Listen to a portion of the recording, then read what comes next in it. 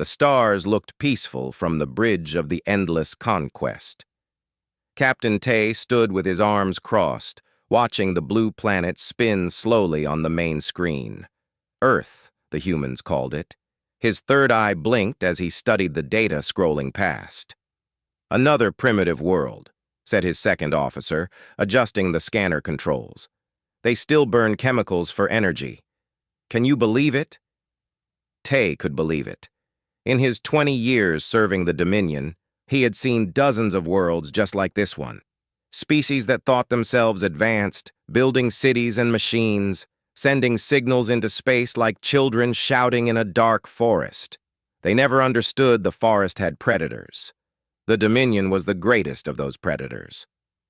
"How many nations do they have?" Tay asked. 195, the officer replied. "They fight each other constantly. Small wars, border disputes, trade conflicts. Their planet is divided." Tay smiled. Divided worlds were easy worlds. When species spent their energy fighting themselves, they had nothing left to fight invaders. The Dominion had conquered 47 star systems using this simple truth. Earth would be number 48. What about their weapons? Primitive nuclear devices, chemical rockets, electromagnetic projectiles, nothing that can threaten our shields. The officer pulled up an image of human military forces. Their largest ship masses only 100,000 tons. Our smallest fighter could destroy it. And their detection systems? Basic radio telescopes. They have spotted some of our scout probes, but their governments move slowly. By the time they decide to act, we will already be here. Tay nodded. Everything was proceeding perfectly. He activated his communication link to the fleet command. "Admiral Vexor, this is Captain Tay. Earth surveillance is complete. I recommend immediate invasion." The image of Admiral Vexor appeared on the screen. The Admiral was old, his scales graying at the edges, but his eyes burned with the fire of conquest. He had personally overseen the subjugation of 30 worlds. Earth would be another trophy for his legacy. "Send me your full report, Captain," Vexor said. "I want to review every detail." "Already transmitted, Admiral. The humans are technologically inferior in every category. Their population is large, nearly 8 billion, but they lack unity.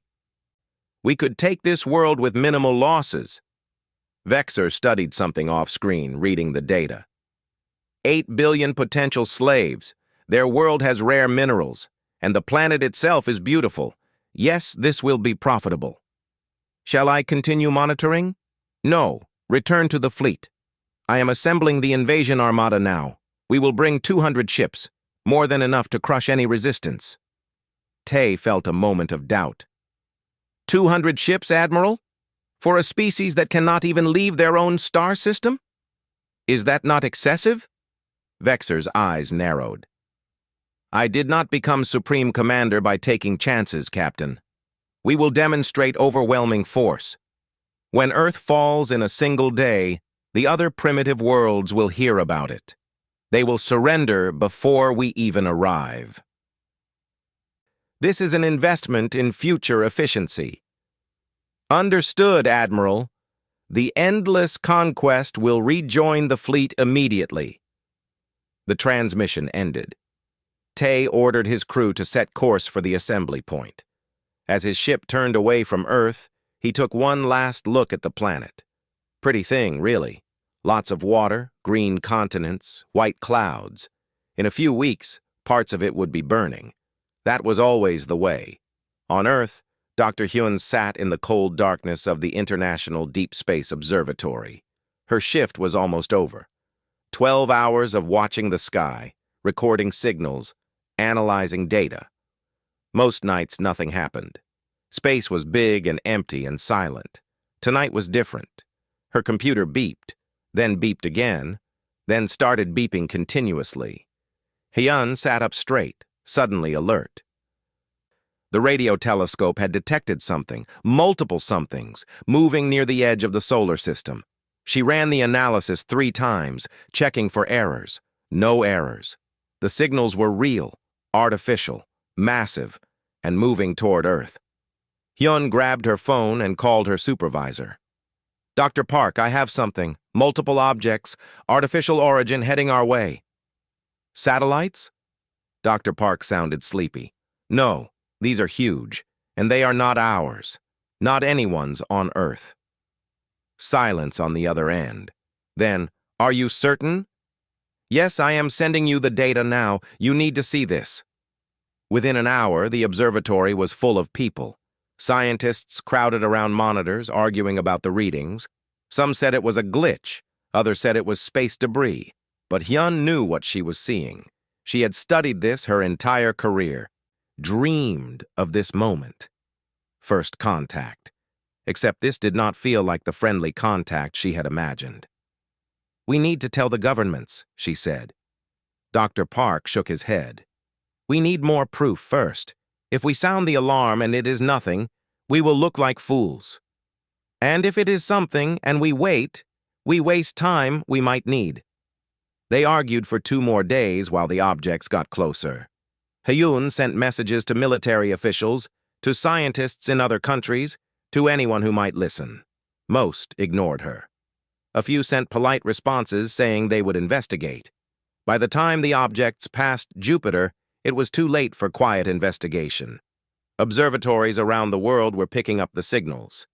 Military satellites spotted them. Space agencies scrambled to analyze the data. The objects were ships, hundreds of them. And they were slowing down as they approached Earth. In Geneva, world leaders received emergency briefings. In Washington, Moscow, Beijing, Delhi, and capitals around the globe, military commanders pulled out dusty first contact protocols that everyone had assumed were theoretical exercises. General Woo Jin stood in the South Korean Defense Ministry, watching the reports come in. He had spent 30 years in the military, planned for every kind of war. But not this. No one had really planned for this. His aide spoke quietly. "Sir, the United Nations is convening an emergency session. They are forming a defense coalition." "A defense against what?" Woo Jin asked. "We do not even know what these things are yet. We know they are not ours. We know they are coming here." "What else do we need to know?" Woo Jin looked at the data on his screen. 200 ships, each one larger than anything humanity had ever built. They were still 3 weeks away at their current speed. 3 weeks to prepare for something that might be peaceful exploration or might be invasion. He had a feeling it was not going to be peaceful. "Contact every military leader on the planet," Woo Jin said. "Tell them we need to meet. Now. Every weapon we have, every defense system, every soldier, we need to know what we are capable of. And if we are not capable of stopping them?" Woo Jin did not answer. He just kept staring at the screen, watching the alien fleet creep closer to Earth. The message came on every frequency at once: radio, television, satellite, internet. Every screen on Earth suddenly showed the same thing: Admiral Vexer's face, translated into every human language simultaneously. "People of Earth, I am Admiral Vexer of the Dominion Fleet. Your world has been selected for incorporation into the Dominion.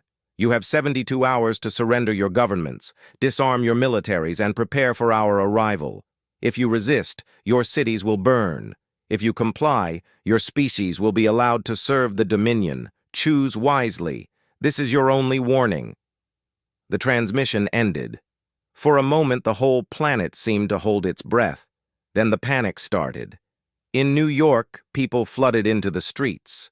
In Tokyo, the stock market crashed within minutes. In London, the government activated emergency protocols. Across Earth, 8 billion people realized they were not alone in the universe, and the neighbors were not friendly. General Woo Jin sat in the emergency command center deep under Seoul.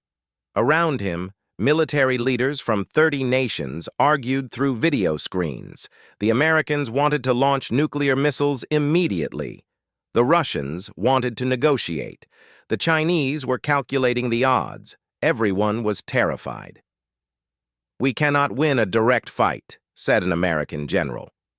"Our best missiles cannot even reach their ships yet. They have technology centuries beyond ours." "Then we surrender?" asked a European commander. "We just give up?" "We buy time," Wu Jin said quietly. Everyone stopped talking and looked at him. "We keep them talking while we prepare. Maybe we find a weakness. Maybe we find a way to fight." "Fight with what?" the American general demanded. "We ran simulations. Our weapons bounce off their shields. Our fastest planes are too slow. Our strongest bombs are not strong enough. This is not a fight. This is extinction." Commander Nari entered the room. She was young for her rank, only 35, but she had the sharpest tactical mind in the Korean Space Force. She had been reviewing the alien fleet data for 2 days without sleep. "I have an idea," she said. Everyone looked at her. Wu Jin gestured for her to continue. "We cannot match their technology, but we do not need to. We need to make the cost of invading Earth so high that they leave and never come back. We need to hurt them so badly that they warn the rest of the galaxy to stay away." "How?" someone asked. "By fighting like humans. They expect a military battle, ships against ships, weapons against weapons. We give them something else. We give them chaos. We give them guerrilla warfare on a planetary scale. We give them a war they cannot win even if they destroy us." The room erupted in arguments again, but Wu Jin was listening carefully. He knew Nari. She did not speak unless she had a real plan. Elsewhere in the city, scientist Minho sat in his abandoned laboratory. His research had been shut down 3 years ago. Too dangerous, the government said, too unstable. Antimatter research was too risky for civilian applications. But Minho had kept working in secret. He had built devices that could contain antimatter in magnetic fields, devices that could release that antimatter in controlled bursts or uncontrolled explosions. He had been planning to present his new findings next year. He did not have until next year. Minho made a phone call, then another. By the time military officials arrived at his lab, he had his presentation ready. What he showed them made 2 generals leave the room to vomit. "You built bombs?" one official asked. "I built containment devices," Minho corrected. "What you do with them is your choice. But yes, if you release the containment, each device has enough energy to destroy a city or a spaceship. How many can you build in 72 hours? With help? With resources? Maybe 50, maybe 100. You will have everything you need. Start now." At the United Nations in Geneva, diplomat Sora stood before the Security Council. She had been chosen to send a message back to the Dominion. Her hands were shaking, but her voice was steady. "We need to respond to their ultimatum," she said. "We need to buy time." "Buy time for what?" asked the Secretary General. "You heard our military advisors. We cannot win." "Maybe not. But we can make them regret attacking us. Commander Nari has a plan. Dr. Minho has weapons. General Wu Jin is coordinating our forces. Give them time to work." "And what do you suggest we tell the Dominion?" Sora took a deep breath. "We tell them we want to negotiate. We ask questions. We stall. Every hour we delay is another hour for our people to prepare." She sat down at the communication console and typed out a message in the same galactic language the Dominion had used. Her translation team had worked all night to learn it. "Admiral Vexor, we have received your message. Earth wishes to discuss the terms of this incorporation. We request a meeting to negotiate the details. We are a peaceful species and do not wish for conflict. Please respond." The message was sent into space. They waited. 6 hours later, a response came. Captain Tay appeared on the screen. His face showed contempt. "There is nothing to negotiate. Your surrender is not a discussion. It is a requirement. Prepare your world for our arrival. This is your final warning." Sora sent another message. "We have many nations, many governments. It will take time to coordinate our surrender. We request an extension of the deadline. Please allow us 1 week to prepare. You have 72 hours. Not 1 second more. The transmission cut off. Sora slumped in her chair. She had bought nothing. The aliens were not interested in talking. But she had learned something important. The aliens were arrogant. They thought Earth was helpless. They were not taking humans seriously. That might be the only advantage Earth had. Back in the command center, Wu Jin gathered his staff. Nari spread out her tactical plans. Minho joined the meeting via video link, his face exhausted but determined. "Tell me what we have," Wu Jin said. Nari spoke first. "Every nation is contributing forces. We have nuclear submarines, fighter jets, missile systems. Nothing that can hurt them, but everything we have. I want to scatter our forces across the solar system. Make them fight us in deep space where we choose the battlefield. Minho, your devices? 73 units ready. Each one can be detonated remotely. We place them in space, hidden among asteroids and debris. When the enemy fleet passes through, we activate them. Will they destroy the enemy ships? No, but they will disrupt their shields. For a few seconds, maybe less. In that window, our conventional weapons might work." "Might?" "I cannot promise more than that." Wu Jin nodded slowly. It was not much, but it was something. "What do you need from me?" "Everything," Nari said. "Every weapon, every soldier, every pilot willing to fly a suicide mission. This is not a battle we can win by holding back. We throw everything at them and hope something works." Around the world, militaries mobilized. Soldiers who had been home with their families were called back to duty.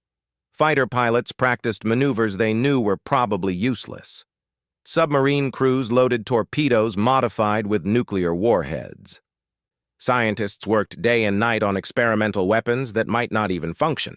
Dr. Hyun watched all of this from her observatory.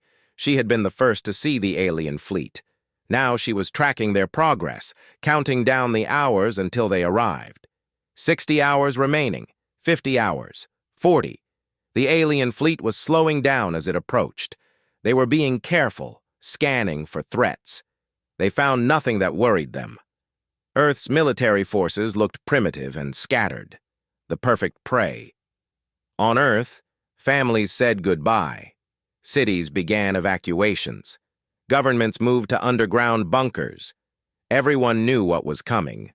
But in the command center, Wu Jin and his team worked through the night. They had a plan, a desperate, probably suicidal plan. But it was the only plan they had. Wu Jin looked at Nari. "Will this work?" "I do not know," she answered honestly.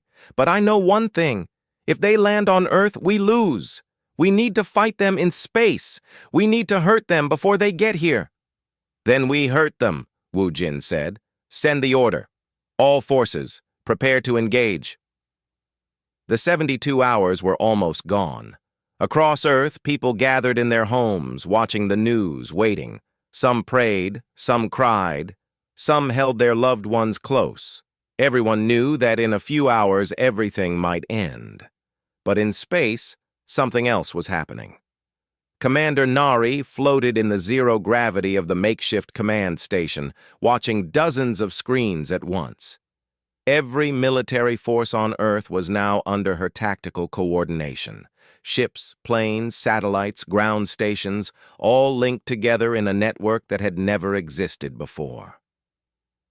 Humans had finally united, but it had taken an alien invasion to do it. "Status report," she said. "Antimatter mines are deployed," reported a technician. 73 units scattered across the asteroid belt. "Remote detonation systems are active." "Fighter squadrons?" "In position. 800 craft from 20 nations. They are holding formation behind Mars." "Submarine fleet?" 12 vessels have been retrofitted with plasma drives. They are in high orbit, waiting for your signal. Nari allowed herself a small smile. Plasma drives that barely worked. Submarines in space, fighter jets designed for Earth's atmosphere now operating in a vacuum with life support systems that might fail at any moment. It was insane, but it was all they had. "What about the rail guns?" a new voice answered. It was Minho, speaking from a ground station in Nevada. "7 operational. We have never tested them at full power. They might explode. They might work. We will find out." Railguns, massive electromagnetic cannons that could theoretically launch projectiles at 5% the speed of light. Theoretically. They had been science experiments until 3 days ago. Now they were Earth's secret weapons. General Wu Jin's voice came through the command channel. "Nari, the enemy fleet has crossed the orbit of Mars. They will reach firing range in 2 hours. Understood. All forces, prepare for engagement. Remember the plan. We have one chance at this. One moment when their shields are down. Do not waste it." On the bridge of the Endless Conquest, Captain Tay watched Earth grow larger on his screen. The planet looked defenseless. His scanners showed the primitive human fleet gathering, but they were no threat. Small ships, weak weapons, no shields. This would be over quickly. "Admiral Vexer reports the fleet is ready to begin bombardment," his officer said. "We will target their major cities first, show them the cost of resistance." Tay nodded. "Standard procedure. Destroy their capitals, kill their leaders, break their will to fight, then land troops and secure the resources." He had done this before. It was almost boring. "Sir, we are detecting some kind of debris field ahead, scattered objects in the asteroid belt." "Space junk," Tay said. "Their planet is surrounded by trash. Ignore it." The Dominion fleet moved forward in perfect formation. 200 ships, each one a masterpiece of military engineering. Their quantum shields could deflect any attack. Their weapons could glass a continent. They were unstoppable. The fleet entered the asteroid belt. Nari watched the alien ships on her display. They were coming through exactly where she had predicted. Arrogant, confident, expecting no real resistance. "Minho," she said quietly. "Do it." In his laboratory, Minho entered the activation code. 73 antimatter devices, hidden among asteroids and space debris, suddenly released their magnetic containment fields. Space exploded. Matter and antimatter annihilated each other in bursts of pure energy.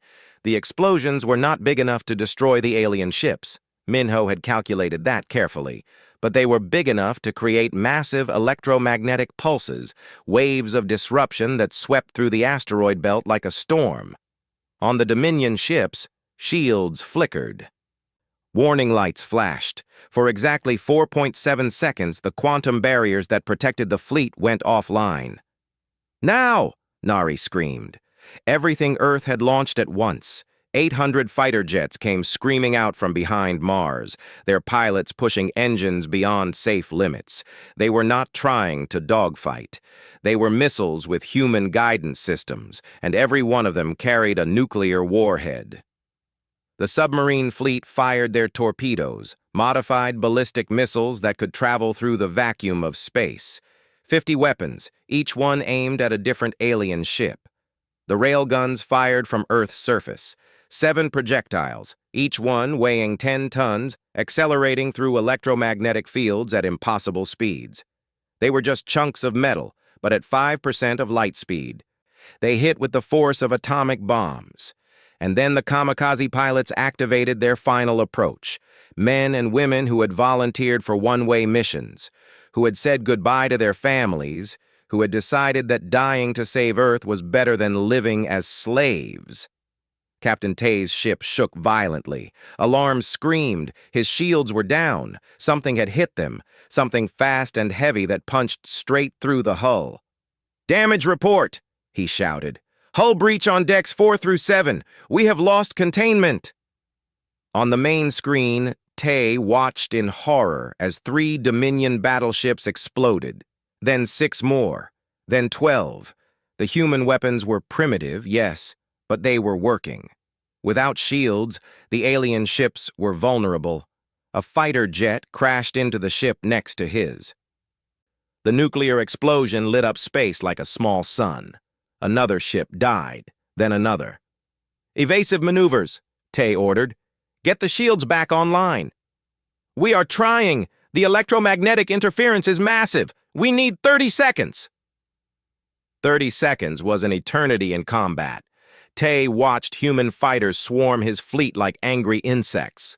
So many of them, crashing into ships, detonating, dying, but taking Dominion vessels with them. A railgun slug hit his ship's engine section. The impact threw Tay to the floor. When he stood up, half his bridge crew was dead. Emergency lights flickered. Oxygen was venting into space. "Shields are back online," someone reported. But it was too late. The first wave of human attacks was over. 30 Dominion ships were gone. 40 more were damaged, and the humans were not done. Admiral Vexer's face appeared on every Dominion ship's communication screen. His expression was one of shock and rage. "All ships, return fire! Destroy them!" The Dominion fleet turned its weapons on the human forces. Energy beams cut through space, vaporizing fighters in bursts of light. Human ships died by the dozens, by the hundreds. The battle became a massacre. But Nari had expected that. This was not about victory. It was about sending a message. "All remaining forces, execute Hellstorm Protocol," she ordered. Minho had one more weapon, a terrible weapon, an experimental energy system that could, in theory, create a focused beam of charged particles. It was untested. It might destroy the facility that fired it. It might ignite Earth's atmosphere.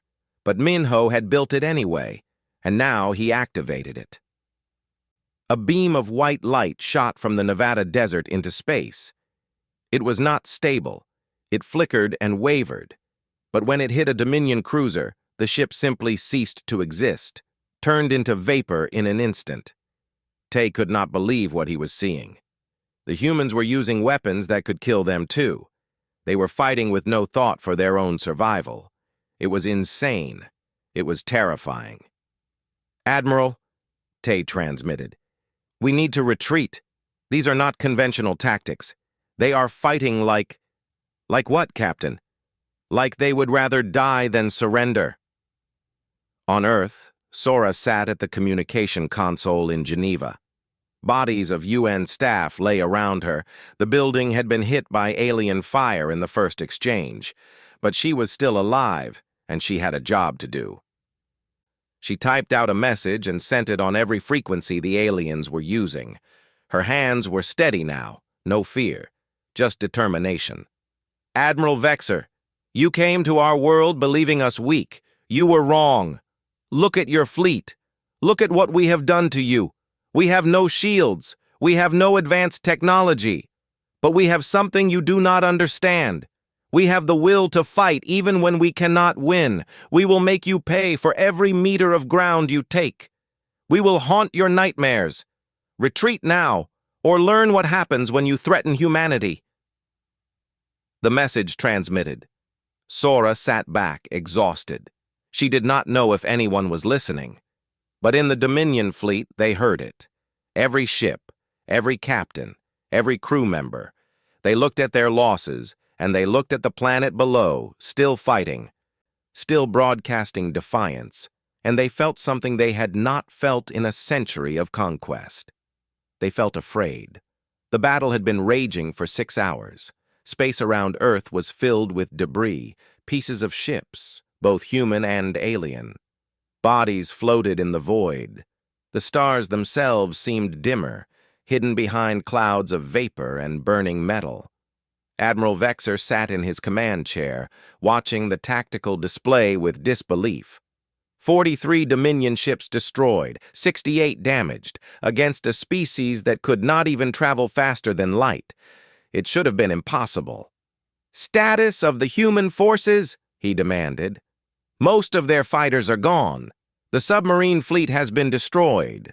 Their ground-based weapons continue to fire, but we have disabled 3 of the 7 railgun sites.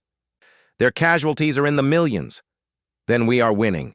"Yes, Admiral, but what?" The tactical officer hesitated. "Admiral, we are winning, but the cost is too high.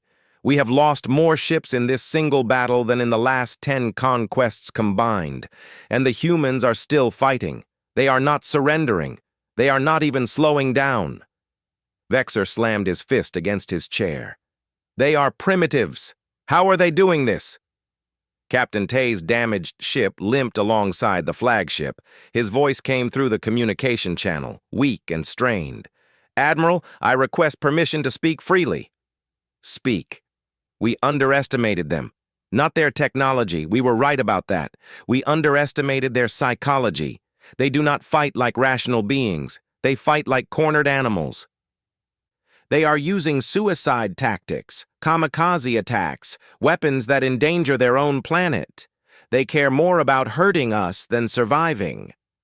Then we will show them the price of resistance. Target their major cities. I want 10% of their population eliminated. That will break their spirit."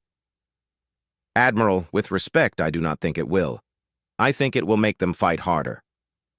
Vexor's eyes narrowed. "You are relieved of command, Captain. Report to the brig." The transmission cut off. Vexor turned to his weapons officer. "Begin bombardment of Earth. Start with their largest cities. Energy weapons charged. Targeting systems locked onto New York, London, Tokyo, Delhi, Sao Paulo." The Dominion fleet prepared to rain fire on the planet below.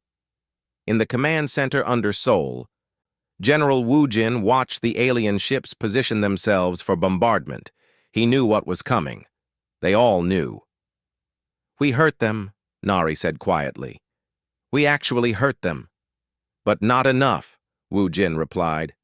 "They are going to kill millions of people in the next few minutes, and there is nothing we can do to stop it." "Yes, there is." Everyone turned to look at Dr. Hyun. She had been silent throughout the battle, monitoring the alien fleet's communications. Her face was pale, but her eyes were bright with determination. "I have been listening to their transmissions," she said. "They are arguing with each other. Some want to retreat. Others want revenge. They are afraid of us." "Afraid?" Wu Jin shook his head.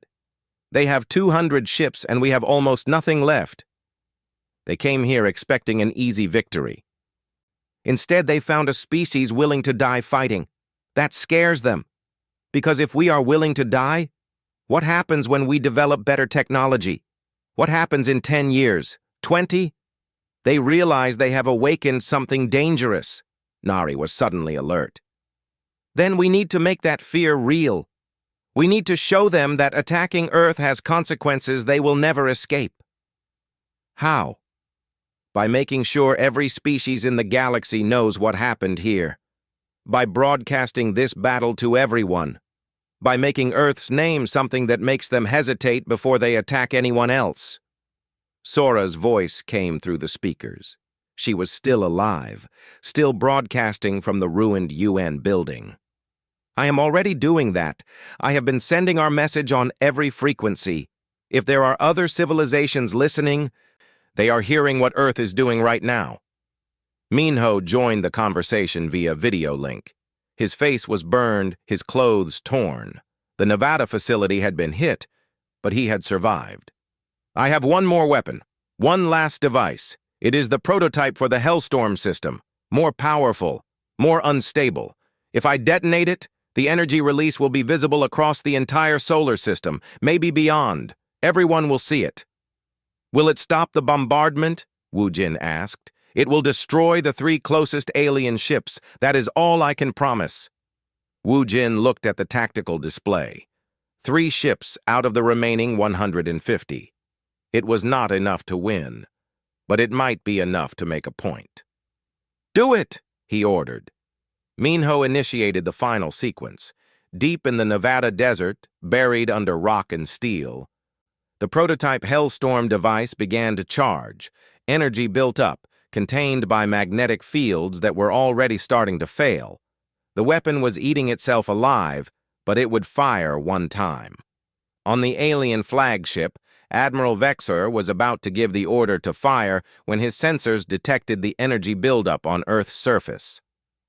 "What is that?" "Unknown energy signature, Admiral. Power levels are... The sensor officer stopped, staring at his screen. That cannot be right. The readings are off the scale. Shields at maximum, evasive maneuvers.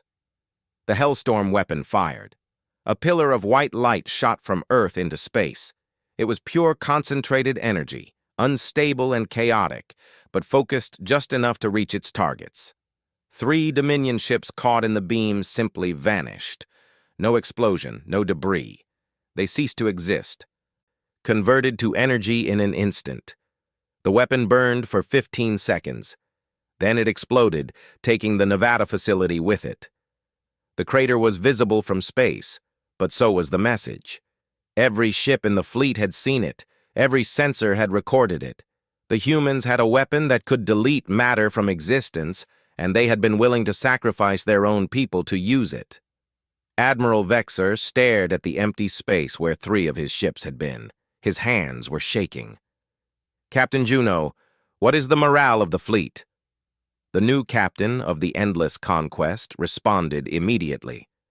Morale is collapsing, Admiral. 20 captains have requested permission to retreat. The crew believes this planet is cursed. They are calling Earth the Death World. We still outnumber them. Yes, Admiral. But they have shown they can hurt us, and they have shown they will never stop fighting. Even if we conquer Earth, how many more ships will we lose? How many more crew members will die? And what happens when other primitive worlds hear about this? What happens when they all fight like the humans? Vexer sat in silence. He had conquered 30 worlds personally. He had overseen the subjugation of millions. He had never retreated. Never.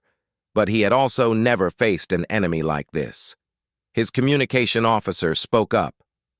Admiral, we are receiving transmissions from beyond the solar system. Other civilizations are monitoring this battle. The humans have been broadcasting everything. The whole galaxy is watching us. What are they saying? They are asking what kind of species fights like this. They are asking if Earth can be defeated at all. Some are expressing interest in trade agreements with the humans. Others are sending warnings to stay away. Admiral, this battle is being recorded in galactic history right now. What we do next will be remembered forever. Vexer closed his eyes. He had 2 choices.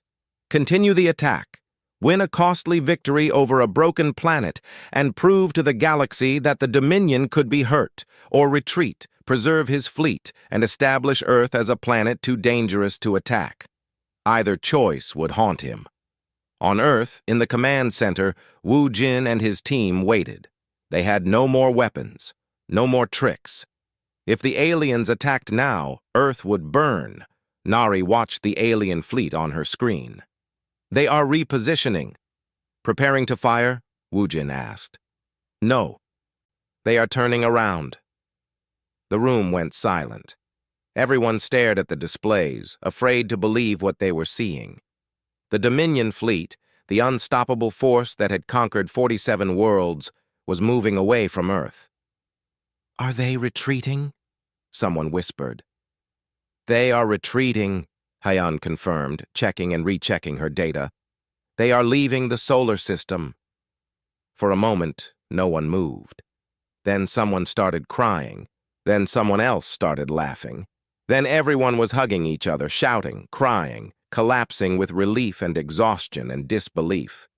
Wu Jin sat down heavily in his chair. We did it. We actually did it. We survived, Nari corrected. That is not the same as winning. It is close enough. Sora's voice came through the speakers one last time. This is Earth to the Dominion fleet. Run. Run, and tell the galaxy what happened here. Tell them that Earth does not surrender. Tell them that humanity will defend itself with everything we have. Tell them that we are not prey. We are not victims. We are the species that made you afraid. The Dominion fleet jumped to faster-than-light speed and vanished. 3 months had passed since the battle. Earth was still recovering. General Wu Jin stood in what remained of the Nevada facility, looking at the crater where Minho's final weapon had been. The explosion had killed 300 people instantly. Scientists, soldiers, support staff. They had known it was a one-way mission, and they had stayed anyway. "We will build a memorial here," said the American general standing beside him, "for all those who died in the defense." "The whole planet is a memorial now," Wu Jin replied. 17 million dead, 50 cities damaged or destroyed, 3 continents still dealing with radiation. The aliens left, but we paid the price. "The price of freedom," the general said. "Better than the price of slavery." Wu Jin could not argue with that. In Geneva, the new United Nations building was under construction. The old one had been destroyed in the first alien bombardment. Sora walked through the construction site, watching workers from every nation laboring side by side. Before the invasion, such cooperation would have been impossible. Now it seemed natural. "Ambassador Sora?" A young aide approached with a tablet. "We are receiving another transmission from the Galactic Communication Network. 43 civilizations have requested diplomatic contact with Earth." 43? Sora shook her head in wonder. "Last month it was 12. The story of Earth's defense has spread across the galaxy. Some species want to form alliances, others want to trade, a few are asking for military cooperation against the Dominion.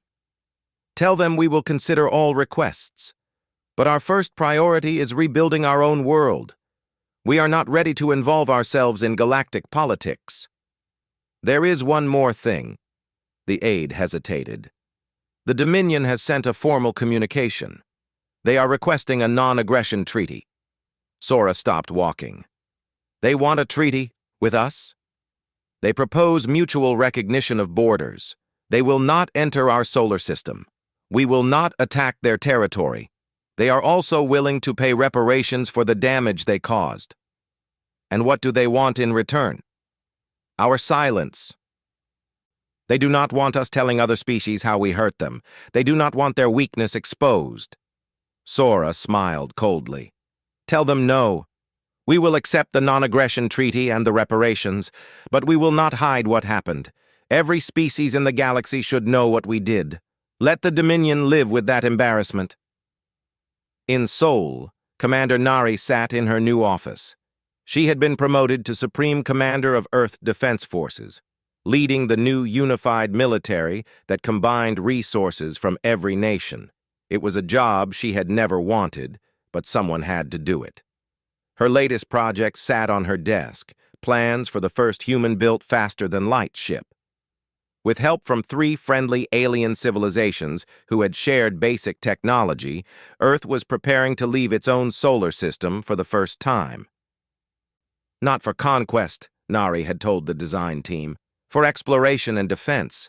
We build enough ships to protect our world, then we explore, then we make friends. But we never forget that the galaxy can be dangerous." Dr. Hyun visited Nari's office that afternoon.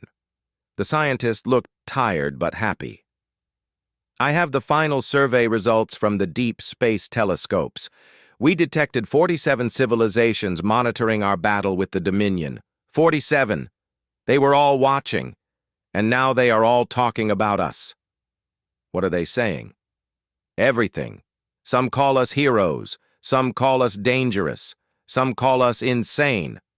But they all agree on one thing. Earth is not a planet to attack." "Good." That was the point. Nari leaned back in her chair. "What about the Dominion? Are they really leaving us alone? Their fleet has not come within 10 light years of our system. They are broadcasting warnings to their own allies. Avoid Earth at all costs. Captain Tay submitted a report that has become required reading in their military academies." "What does it say?" Hyun pulled up the document on her tablet and read aloud. "The humans possess inferior technology, but superior determination. They fight with a psychology we do not understand. They value freedom more than survival. They weaponize their own deaths. They create devastation without regard for consequences. Conclusion: Earth represents an unacceptable risk. Any civilization considering conflict with humanity should expect massive losses even in victory." Recommend adding Sol system to forbidden zones. Nari felt a surge of grim satisfaction. Forbidden zones. We made them create a new category just for us. You sound proud. I am. We forced the galaxy to respect us. In a small village in Korea, Minho sat in a hospital bed, recovering from burns that covered 30% of his body. He had barely escaped the Nevada explosion. The doctors said he would survive, but he would never fully heal. A visitor arrived that afternoon. General Wu Jin pulled up a chair beside the bed. "How are you feeling?" "Like I was inside an antimatter explosion," Minho said with a weak smile. "Oh, wait. I was. Your weapon saved us. You know that, right? When the Hellstorm fired, that was the moment they decided to retreat. It was also the moment I realized I had built something too dangerous to exist. The prototype destroyed itself and everything around it. I will not build another one." "Good. We do not need more weapons like that. We need different weapons, defensive systems, shield technology, faster ships, better armor. We need to catch up to the rest of the galaxy so we never have to rely on suicide tactics again." Minho nodded. "I can do that. I have already started designing new systems, safer ones. And several alien civilizations have offered to share technology with us. We can learn from them. Will you be able to work?" Minho looked at his bandaged hands. "I will learn. Earth needs scientists more than ever now. We cannot stop advancing. The Dominion might leave us alone, but there are other threats out there. We need to be ready." On the bridge of what remained of the endless conquest, Captain Tay was packing his belongings. He had been formally discharged from the Dominion military, not for cowardice. He had fought until his ship was crippled, but for telling the truth about Earth in his report. The Dominion leadership did not like uncomfortable truths. A message arrived on his personal communicator. It was from Admiral Vexor, also discharged, also disgraced. The message was short. "History will prove we were right to retreat. Earth was not worth the cost." Tay deleted the message. He knew better. Earth had been worth the cost, just not the cost of attacking it. The real value of Earth was the lesson it taught the galaxy. Some species could not be conquered, no matter how primitive they seemed. He wondered what the humans would do now. Would they become conquerors themselves? Would they seek revenge against the Dominion? Or would they simply focus on their own development and exploration? Tay hoped it was the latter. The galaxy did not need more conquerors. It needed species who would fight for their freedom and respect the freedom of others. On Earth, in cities around the world, memorials were being built. Names of the dead carved into stone. Stories of sacrifice recorded for future generations. The Battle of Earth, historians were calling it. The day humanity announced itself to the galaxy. In classrooms, children learned about the brave pilots who flew suicide missions, about scientists like Minho, who sacrificed their health for the defense, about diplomats like Sora, who sent defiant messages even as bombs fell around them, about soldiers who fought knowing they could not win but fighting anyway. The lessons were clear. Never give up, never surrender, never accept slavery even when death seems certain. These became the principles that would guide humanity as it took its first steps into the larger galactic community. 1 year after the battle, Earth launched its first faster-than-light ship. The Unity was designed for exploration, not war, but it carried enough weapons to defend itself. Commander Nari gave the launch speech from the new Unified Command Center. Today we leave our solar system for the first time. Not as conquerors, but as explorers. Not as slaves, but as free people. We go into the galaxy with hope and curiosity, but also with the knowledge that we can defend ourselves if necessary.